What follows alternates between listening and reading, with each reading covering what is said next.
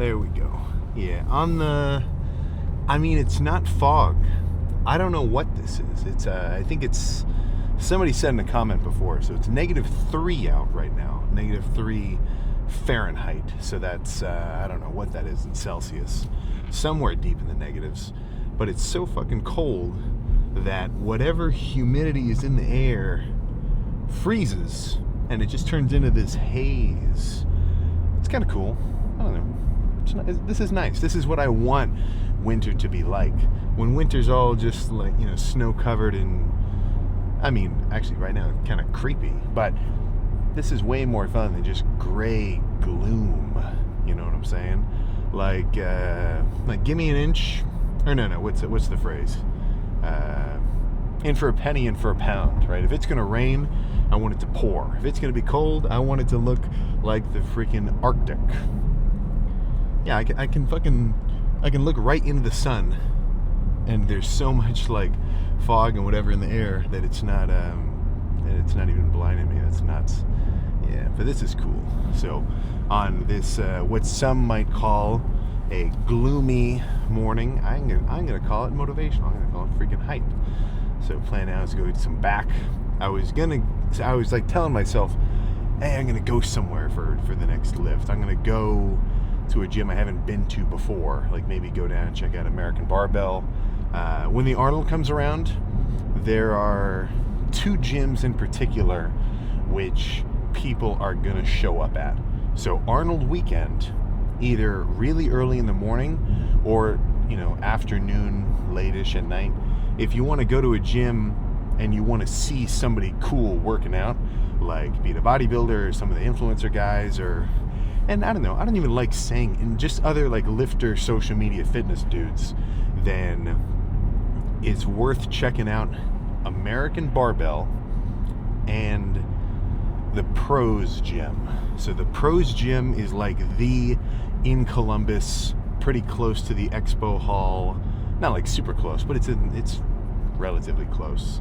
And it's like this pretty serious grungy gym down there, but it's gonna be packed. Like that's the gym essentially for the Arnold. So it's almost gonna be so busy that I don't think I'm gonna go unless I win at like an insane time, like 3 a.m, just because it's gonna be so packed.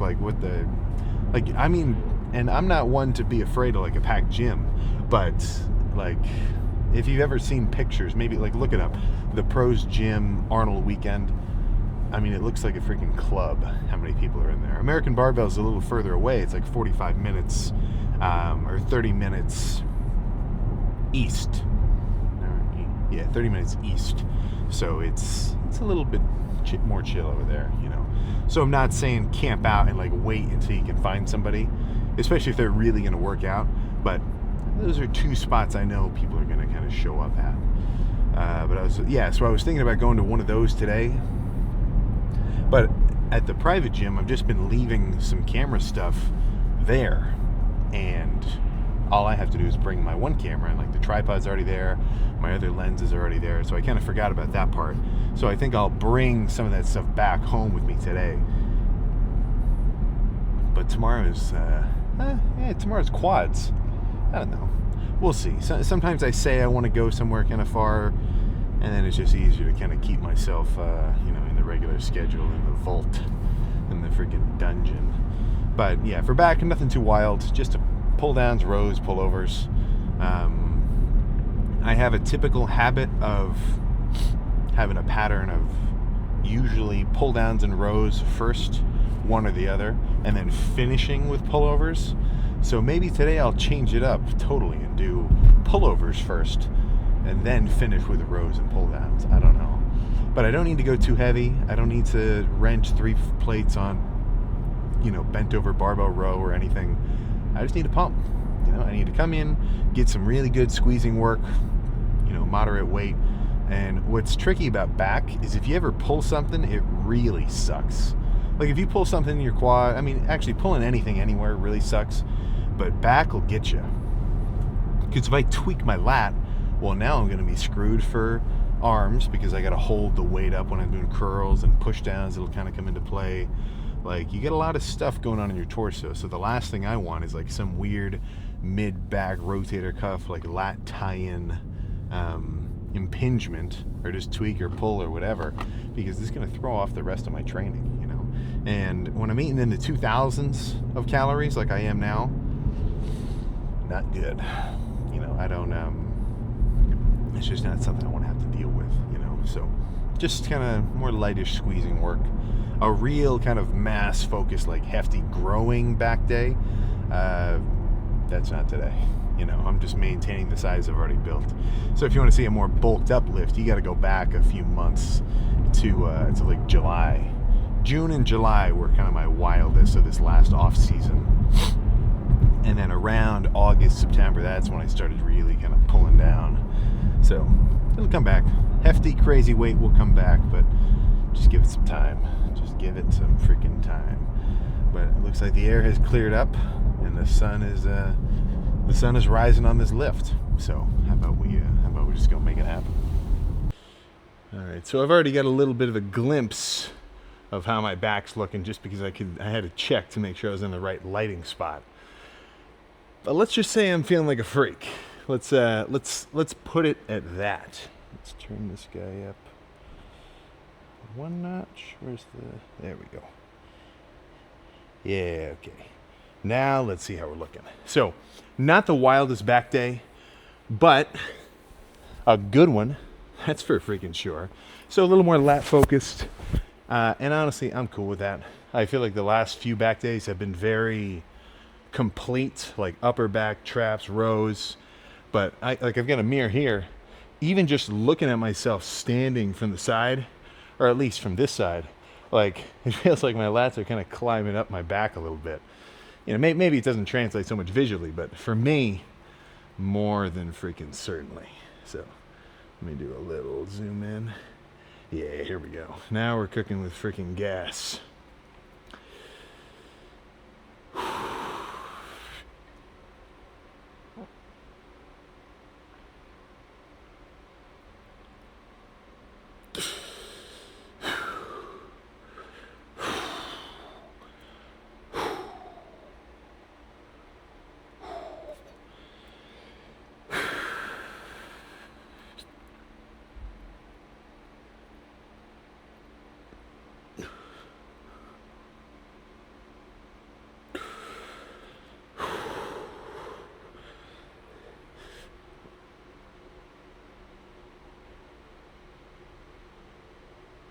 Oh my gosh. All right, let me spin you around way over here, because this reflection is actually maybe even a little bit crazier. So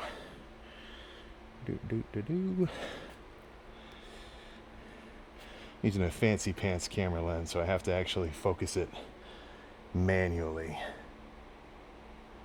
Let's see, am I in focus? Sorry for the technical issues. There we go. Yeah. Right about there is good.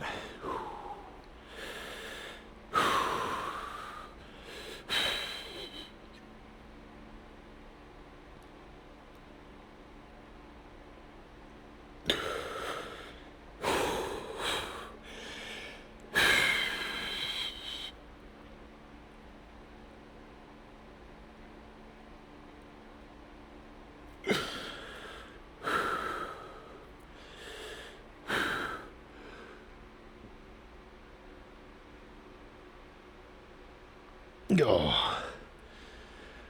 All right, let's see how that looks from the backside.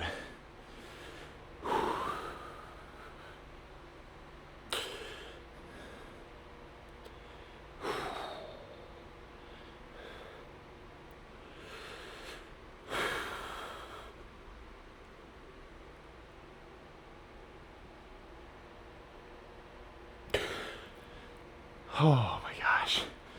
So this is a very satisfying feeling for me. Maybe you can't see it and it's only something I can just see actually in person. But actually, wait, what am I doing? This camera isn't stationary. I can move this shit. Ooh. All right. Now we got to do the same shit.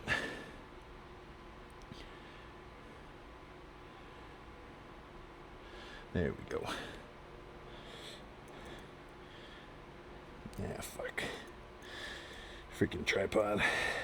Come on. Come on. Yeah, there we go. Yeah, so I mean, just standing, not really much flexing at all, maybe a little bit of an ab flex, but to see chest veins with my chest unpumped is, I mean, in a bulk, that for me is absolutely out of the question. Like, it is just never gonna freaking happen. But now that I'm getting a little bit leaner, seems like it's within my wheelhouse. So let's see if I can actually kind of pop them out, even with a little bit of a breath hold flex.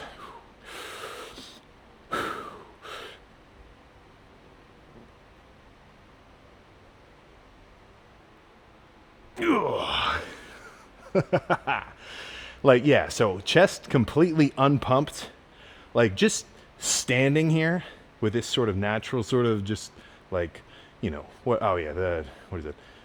Just doing a front relaxed, like, I don't know, man. Is there mere magic in this mirror, or does this look pretty freaking cool for me? I mean, I got like, my lats are actually filled out.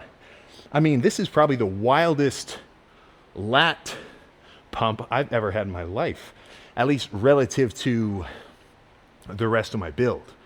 You know, when I'm 260 off season, obviously my lats are more pumped than this, but since my waist is so trim, because obviously I'm way leaner now than in like a heavy off season, a solid lat pump, I mean, holy crap. I feel like I've never actually hit even just like a standing kind of front relaxed pose that looked this nuts with like lats this full. You know, everybody on stage, if they're on, everybody's going to be hitting one of these, like just arms way out up here. I'm not going to do it that crazy, but I'll do a little more than this. Just something right in the middle, you know, nothing too crazy, but dude, shit, I'm feeling like a pro bodybuilder. So nothing else to say. How about I got to get these lights on, pack everything up, head to Planet Fitness, get my cardio done, and then we can jump in the freaking car. But no, man, I'm feeling like a beast. That's for sure. All this cardio is paying off.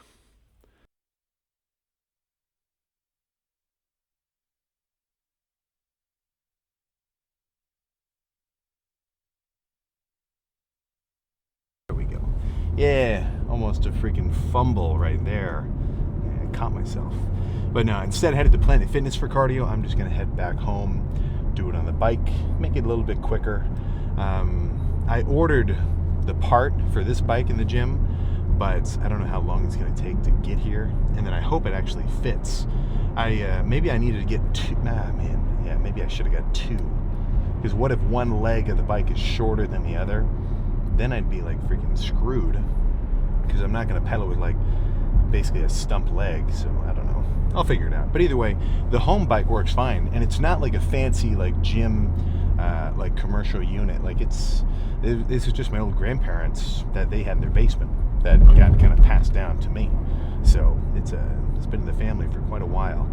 But yeah, man, as long as it applies enough resistance that you can sit, use it, you're pretty much good. You know, don't feel like you're above the cardio bike that got left on the side of the road or on the corner, or the treadmill that's outside in the rain or something. As long as it still works, it works.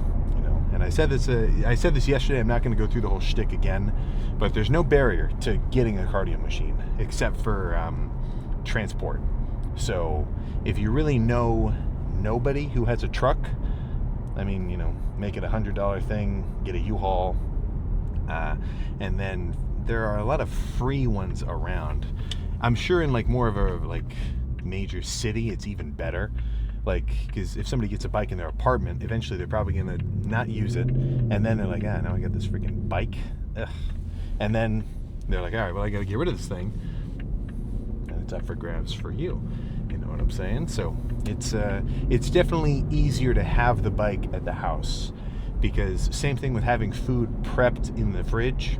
I'm not saying encased in individual meals, but just having like a big bowl of cube steak or a big bowl of ground beef or cooked chicken or turkey or whatever. I don't really prep rice, because if I'm eating a bunch of rice, I'm just doing minute rice in the microwave, which ends up working out pretty fine. But you just want to cut as many barriers to entry from doing the thing that you want to do, or is going to get you closer to your progress, as you can.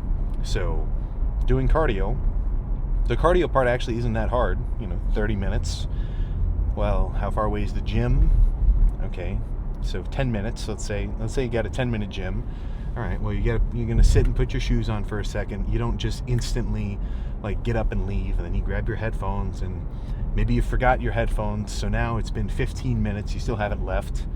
Then you get there, you park, you sit on your phone for a second, because you're not just going to jump out of the car and rush into the gym. And then you talk to somebody, and then you're talking for a little while, and then you do your cardio, and then you go to the bathroom after, and then you talk to somebody else, and then you drive home. And before you know it, a 30-minute cardio session has just transformed into an hour and a half, maybe even an hour 45, So I totally see that. Having the bike at the house, in the basement, in the garage, wherever, you get to skip that whole transport stage. It's just right there. All you got to do is freaking, get on it. And doing it in the morning is even quicker, because it can be part of your sort of wake-up routine. So when I'm in an off-season, my ideal morning is I wake up, instantly have some kind of energy drink combined with a bunch of electrolytes. So whether it's just like a freaking, a Powerade Zero or something, or just an electrolyte packet, just like a liter of water, like as soon as I wake up, because I just didn't drink anything for like 8 hours. I'm kind of water flushed. I want to jump on my hydration game, and then immediately hop onto the bike. And if I do it quick enough, I'm already pedaling before I'm even really awake yet. So the cardio it's over. It's done in 30 minutes. You might wake up and play on your phone for 30 minutes before you really start your day. So is it that hard to combine pedaling with that? Let's be real. We're all just killing time on our phones. Like it's really bad. But you can make it a little bit better by multitasking that, distracting, just playing on this little plastic thing that is hyper analytical of everything that you like, and is trying to get you to play on it even more and buy shit. That's whatever, that's the powers that be. Do that while you pedal. You know what I'm saying? And it makes the pedaling go by way faster, because you can kill 2 hours just sitting on your phone watching videos. So 30 minutes, I don't see the argument against it. But getting back to today, I'm excited to freaking get home and edit this lift together. I'll do a little Q&A overlay. So I guess I've already done it at this point for you. But I really want to see the freaking pose down on the big computer screen. Because with these, like how I had to freaking mess with the lens, like it kind of comes out warped. Like you got to edit the video to make it look normal. So I can't really tell how wild some of those poses were looking for the camera's view. I can only see what I saw in the mirror. But if that's anything to go off of, which I definitely freaking think it is, well, then I'm in for a treat. Which I guess it's already over. It already happened. But I've got a decent amount of confidence that when I look at that actually on my computer spliced together, that was probably my wildest back day ever. Grainy. Like I could see, even just hitting that Christmas tree, I'm getting grain in my lats, like deep in my lats. So when I hit like a most muscular chest shot, the leaner I get, you can see these kind of cross striations creeping over my chest. Like someone like Columbo, he had it the wildest, like this huge separation from upper pec to lower pec. There's like this valley of muscle in the middle, because each one independently was so big. And like it was just super interesting, like a lot of texture and grain to the muscle. And I'm starting to see that a little bit with my lats themselves. When we think Christmas tree, normally we're thinking like lower back, your erectors have some lines in them. But yeah, this is getting nuts with my lats too. So if I can bring that same grainy sort of look, tan, carved up stage lights, then this is going to be incomparable to last year's competition. That is for freaking sure.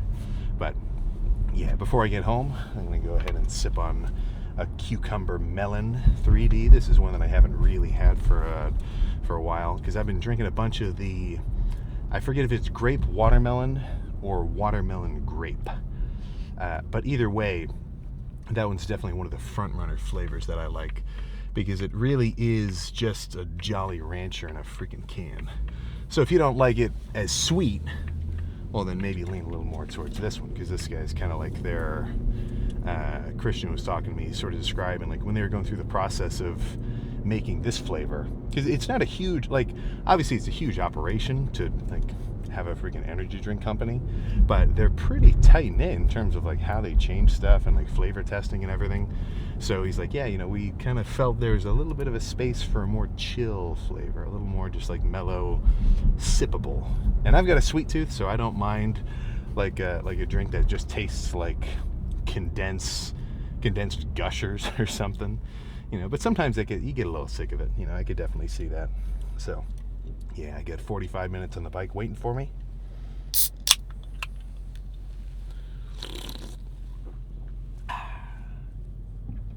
I'm just kidding. But no, I do have 45 minutes on the bike first, and then I'm going to get this video edited together. And what I like about doing these morning workouts is I kind of have the day now. You know, I can edit my thing, I can get ready for my next session of cardio, and now my effort has transferred. So now instead of like, okay, I've got this huge lift scheduled for later tonight, I'm going to eat a bunch of food and get carved up and really full and prep for it and just go totally nuts in the gym. All of that effort, which I normally have in an off season, is now just transferred over to kind of it's a tricky effort to diet, because the difficulty isn't exactly in the action of dieting, but it's in the inaction of just not eating. You know, like I'm almost trying to distract myself a little bit. This is a saying I like. It's the devil's hands. Scroll back a couple of seconds. Idle hands are the devil's playthings. So, in a dieting context, if you catch yourself just sitting, doing nothing, right, odds are we've got this, you know, lizard brain that's going to tell you, like, all right, you're not doing anything. Go find something to eat. Go forage. You know, go search for something. Go look through the pantry, even though you're not even really that hungry, and see what there is. You know, so try to fight against that. You got to fight against that primal urge to get some food in your system, which is kind of tricky, but it's not impossible. You know, it's definitely not impossible to kind of master your own will like that. And as fun as that sounds, you can really boil it down to keep your hands out of the cookie jar. Just keep your hands out of the cookie jar and things will start to fall into place. But yeah, that's all I got. So tomorrow is going to be a quad day. I'm very, I can guarantee it's going to be a wild quad pump. So I might go a little crazy. Excuse me. I'll see what I want to do. Probably not leg press. Like when I did, so last time I did quads, which is about a week ago from now, because I do quads, hamstrings, quads, because they're just not recovering as fast because I'm not eating so much food. But the last time I did it, I did 6-plate leg press. So not 6 plates. Like when I'm in an off season, 6 plates is the amount of weight I'm going to put on just as the starter rep for me to get a feel for the leg press.